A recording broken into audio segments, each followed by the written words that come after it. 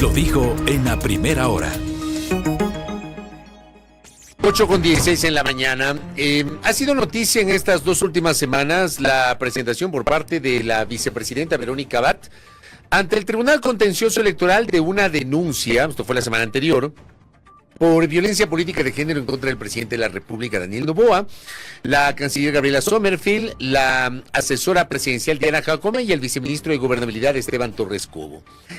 El día de hoy anuncia la presentación de una denuncia de violencia política de género la asambleísta Lucía Jaramillo en contra del alcalde de la ciudad de Guayaquil, Aquiles Álvarez. Y así, digamos, se ha puesto en el tapete de la discusión qué significa violencia política de género. Por eso hemos invitado el día de hoy a Paulina Bercutere, ella es viceprefecta de la provincia de Imbabura, pero le hemos invitado porque en el año 2022, ella siendo concejala del Cantón Otavalo, provincia de Imbabura, fue una de las que presentó dentro de los primeros casos de violencia política de género en contra del alcalde de esa época, Mario Conejo. Paulina, ¿cómo está usted? Bienvenida. Buen día. Ali Punja, buenos días con todos y con todas. Gracias, Fabricio, por permitirme estar en este espacio. Un saludo a todas las personas que nos escuchan. Gracias a usted. A ver, yo creo que hay que explicar a la audiencia qué se entiende por violencia política de género, porque creo que también hay una discusión. Hay gente que, por ejemplo, digamos, hay mujeres funcionarias a quienes reciben alguna crítica y eso no es violencia política de género. ¿Qué es violencia política, Paulina? ¿Qué se entiende por eso? Bueno, hay que decir que la legislación ecuatoriana en el 2018, en la ley orgánica contra la violencia, tipifica algunos tipos de violencia y entre ellos la violencia política. La violencia política está en el artículo 10, literal F, y es entendida como todas las formas que ejerce una persona o varias personas o el mismo Estado en contra de una actora política, sea esta autoridad de elección popular, dignataria de designación, activista feminista, bueno, varias, tipificaciones en el personaje, ¿no? Y a partir de ello, pues en el 2020, el Código de la Democracia, que es la norma vigente para los procesos electorales, la tipifica un poco más y ya establece ciertas sanciones como violencia política de género con 13 causales en este caso y que conllevan ciertas sanciones que pueden ir, por ejemplo, desde 7 a 21 salarios, desde 21 a 70 salarios básicos y también lo que es la destitución y también el retiro de los derechos políticos de 2 a 4 años, ¿no? Esto es sobre todo para las mujeres que hemos sido electas. Creo que hace falta muchísimo para legislar. Por ejemplo, muchísimas mujeres son víctimas de violencia política en los espacios dirigenciales, por ejemplo, en el sindicalismo, en el movimiento indígena, en las federaciones deportivas, en todos los espacios donde se hace política, finalmente, porque hay que entender la política más allá de lo político electoral, ¿no? Pero finalmente, de acuerdo a la legislación ecuatoriana, de acuerdo al Código de la Democracia también, lo que estamos ahora tipificando y lo que se puede sancionar de acuerdo a las normas vigentes y de acuerdo a la justicia electoral, somos las mujeres que estamos electas por votación popular. En el caso suyo, recordemos su caso. ¿Usted por qué denunció violencia política de género siendo concejala de Otavalo? Yo denuncié violencia política de género porque como concejala electa, de acuerdo a lo que estaba tipificado, pues no podía realizar todas mis acciones como mujer política electa, como concejala de Otavalo. Es decir, que yo no podía hablar en las sesiones de consejo, no se me permitía legislar, no se me permitía fiscalizar, no se me respondía absolutamente un bloqueo total para ejercer mis funciones como concejala. Y de mi caso, pues ha habido cientos de mujeres políticas, sobre todo en el nivel cantonal, en las juntas, ni que hablar de las juntas parroquiales. De alguna manera las mujeres que están en los espacios nacionales, asambleístas, digamos, tienen un mayor blindaje por el tema de la exposición pública, ¿no? Y por las funciones inherentes a su cargo, ¿no? Pero las mujeres que estamos en la localidad, presidentas de juntas, vocales de juntas, concejalas, creo que la vivimos de manera mucho más explícita y más recurrente, porque justamente la cultura y todas estas lógicas patriarcales en el poder finalmente se expresan de una manera más evidente. ¿En qué sentido usted dice que no le permitían legislar ni fiscalizar si esa es una función de un concejal que es un legislador local? Evidentemente, porque el COTAD y las normas no prevén este tipo de enfoque, ¿no? O sea, a usted le eligen como concejala y dice, en el COTAD dice dice, su función primera es fiscalizar y legislar, y no está el cómo y el cómo, ¿no? Y las leyes finalmente no revisan o no prevén de que efectivamente si una es concejala de oposición, simplemente el alcalde, para ponerle en el refrigerador político, excluirle, marginalizarle, no le permite que usted esté en las comisiones. Yo, por ejemplo, no tuve ninguna comisión, no pude legislar en ninguna comisión, no pude fiscalizar, tuve que emprender una acción constitucional. ¿No le incluyeron a usted ninguna comisión? No me incluyeron en ninguna comisión. ¿No es obligación de que cada concejal tiene que integrar Evidentemente me pusieron en una comisión que no existía para que no pueda hacer mi trabajo? Cuando hice mi proceso de fiscalización, tuve que emprender una acción constitucional para que el juez le obligue al alcalde a que me dé la información pertinente para fiscalizar durante pandemia, ¿no? Lo que pasa es que aquí, ¿quién le controla al alcalde, no? Los alcaldes son pequeños caudillos también, porque así es la lógica democrática en nuestro, así funcionan los partidos políticos, así funcionan muchos espacios de poder, sobre todo local.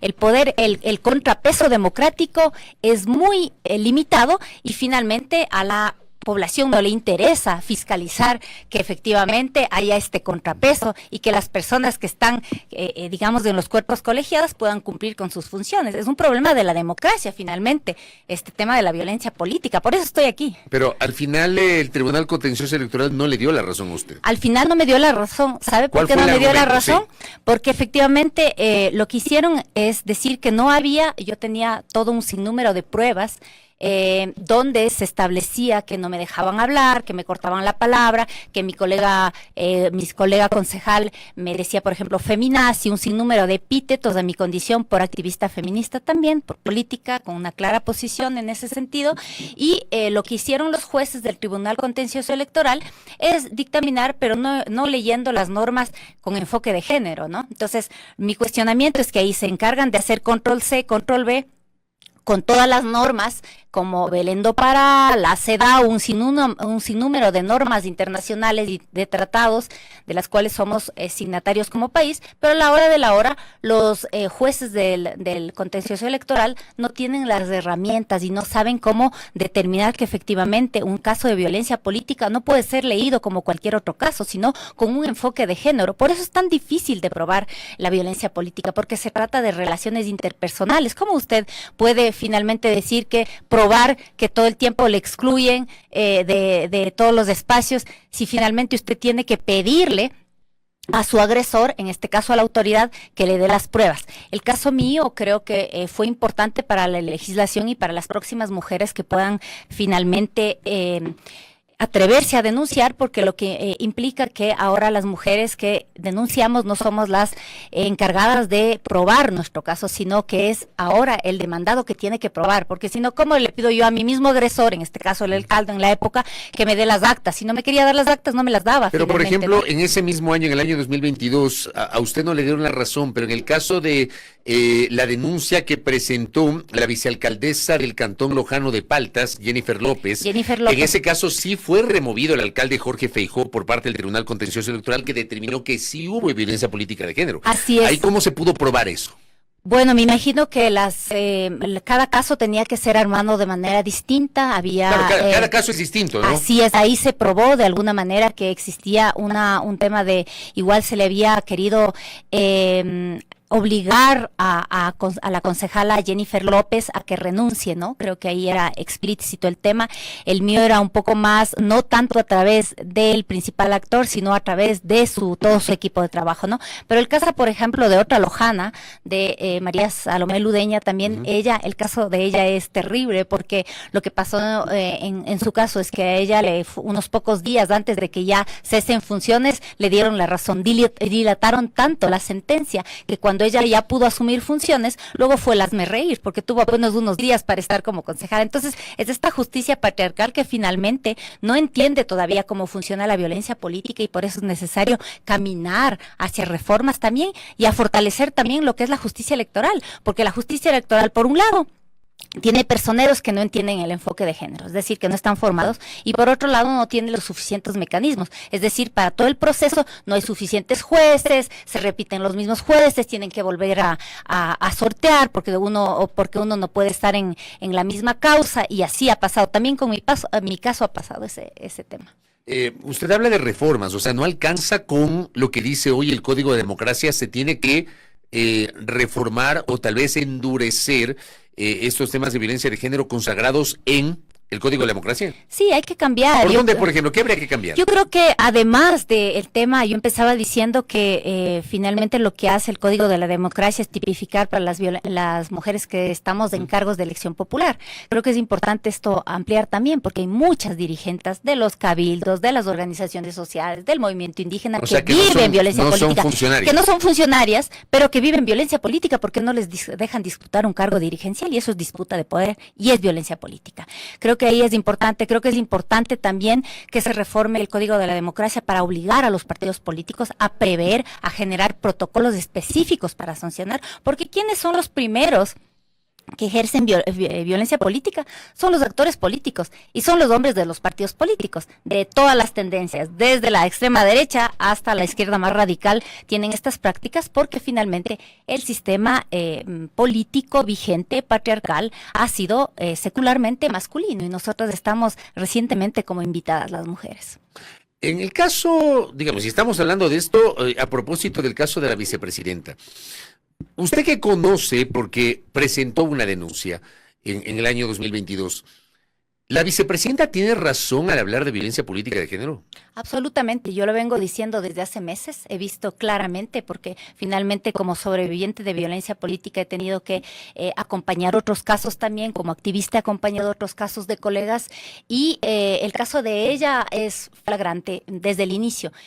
Quiero decir y establecer, lo he dicho también en varios espacios, esto no implica que yo tenga una defensa de la vicepresidenta per se como mujer política. Yo me sitúo en los antípodas de lo que ella defiende como mujer. Yo soy una mujer de izquierda, soy también feminista, frontalmente defiendo los derechos, nuestros derechos políticos, los derechos de las mujeres del Ecuador y del mundo, y la vicepresidenta es una mujer de extrema derecha, digamos antifeminista. Ella ha militado frontalmente en contra de la paridad y de los derechos de las mujeres en este país, pero sin embargo de aquello ella fue electa por voluntad popular, está como segunda mandataria, y en ese sentido se tiene que respetar también su designación. Si en este momento nos callamos, si las mujeres en el Ecuador, las mujeres políticas y las feministas nos callamos frente a lo que está pasando, porque evidentemente no comulgamos con su posición ideológica, que es absolutamente reprochable, pero no se trata de eso. El tema es que va más allá de Verónica Abad, ¿no? Es que es necesario precautelar los derechos políticos de las mujeres en este país, y es necesario también pensar qué es lo que está pasando con el tema de los binomios. Ya hay que cesar este tema de que las viceprefectas, las vicealcaldesas, las vicepresidentas, todo el tiempo somos violentadas porque la norma en el Ecuador no prevé funciones claras. Es decir, que estamos como a libre albedrío y a libre, digamos, disposición del que llega arriba, del jefe, y que le dice, bueno, usted me cae bien, usted ahora no me estorba y ahora sí le doy funciones. O de repente usted me es incómoda y yo le pongo al refrigerador porque no quiero, digamos, que me haga sombra, ¿no? Y eso es lo que pasa a muchas. Ahora mismo, mientras yo estoy hablando como viceprefecta, tengo muchas colegas que están siendo víctimas de violencia política por parte de sus colegas. Una denuncia de la viceprefecta de Chimborazo, por ejemplo. Chimborazo, tenemos Napo, tenemos también... tengo tres provincias más en mente. Recientemente tuvimos un encuentro de viceprefectos y viceprefectas, y la tónica fue esa. La tónica fue que es necesario reformar la ley, o si no, eliminemos los binomios. Finalmente, creo que hay que hay que decir las cosas como son. A las mujeres nos han disciplinado para callar y para hacer el buen esfuerzo durante la campaña, mientras dura la luna de miel durante la campaña, porque de alguna manera, si somos indígenas, agarramos del voto étnico; si somos jóvenes, si son jóvenes, pues agarran el voto de la juventud; si son bonitas, pues agarran el voto de la gente que vota por la belleza de alguna manera. Entonces creo que es importante caminar, porque lo que está pasando ahora es que estas inconsistencias, de estas ausencias de la ley, lo que hace es que haya violencia política y se esté lesionando la democracia en el Ecuador, porque las mujeres nos está dando cada vez más miedo de participar. Pero al mismo tiempo le pregunto, yo coincido y lo he dicho públicamente, yo también creo que ha habido violencia política de género contra la vicepresidenta, pero al mismo tiempo Sostengo que la vicepresidenta ha tenido actitudes conspirativas. ¿Eso no cuenta? Totalmente, yo creo que sí, pero es parte también de la disputa política y también de estas, de las debilidades democráticas que existen en el Ecuador, ¿no? Yo creo que esto es una tónica que existe en todos los espacios, pero de ahí a mirar lo que ha hecho el gobierno nacional, el presidente y todo su gabinete me parece totalmente desproporcionado. Hace unos días fue tendencia este tema del golpe de Estado y vimos a la ministra Valencia saliendo retomando otra vez este discurso belicista, guerrerista, en esta tónica de seguir enfrentando, digamos, de esa manera. Parece un peligro contra la democracia, diciendo con los 2 militares a un lado de que esta denuncia por violencia política de género se trata de un intento de golpe de Estado. Me parece totalmente peligroso, me parece desproporcionado y me parece que nos tiene que alertar de lo que está pasando realmente como todas las libertades que están en este momento en cuestión en el país. A mí me preocupa como ciudadana ecuatoriana, imbabureña y como política, que estamos viviendo un retroceso. Ni siquiera lo políticamente correcto ahora se cuida, ni siquiera las formas se cuidan, ¿no? Veamos lo que dijo Diana Jacome igual hace unos días, ¿no? O sea, cuando una mujer disputa, o sea, está reclamando porque no le respetan sus derechos políticos, somos ambiciosas de poder, cuando ella misma también ha sido, cuando fue candidata con Topic en las últimas elecciones, también fue sujeta y víctima de violencia política, Diana Jacome, ¿no? Entonces es un problema de la democracia, no es un problema de izquierda o de derecha o de quién está en el gobierno o no, es un problema de la democracia. Correcto. Paulina, gracias por visitarnos, ¿eh? Sí, muy gracias. amable. Para hablar de este tema que tiene que ser discutido, tiene que ser analizado, la violencia política de género, nos ha acompañado hoy la viceprefecta de la provincia de Imbabura, Paulina Bercutere, aquí en A Primera Hora. Primera plana. Todas las noticias, todas las voces.